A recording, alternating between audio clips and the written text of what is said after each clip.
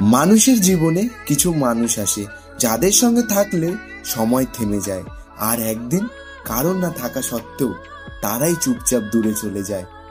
তৃষা আমার জীবনে ঠিক তেমনই ছিল।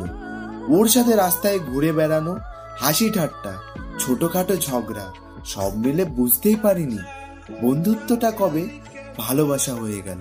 একদিন টুনিকে বললাম তৃষাকে ভালো লেগে গেছে। টুনি হাসলো, বলল তাহলে বলে দে। কিন্তু ভয় ছিল ও হারিয়ে যাবে যদি। শেষে টুনিই বলল। তৃষা মাথা নিচু করে ধীরে বলল, আমিও। সেদিন মনে হয়েছিল এই পৃথিবীতে আমি সবচেয়ে ভাগ্যবান। মনসা পুজোর দিন ও বলল, তুই থাকলে আমিও ঠিক থাকবো। আমি আবেগে সিঁদুর দিয়ে দিলাম। ও ভয় পেল, কিন্তু হাসিও লুকোয়নি। কিন্তু তারপরেই ওর মা সব জেনে গেলেন। তৃষা 5 মাস ঘরবন্দি। আমি কল করি, রিং বাজে, মেসেজ দিই, সিনও হয় না।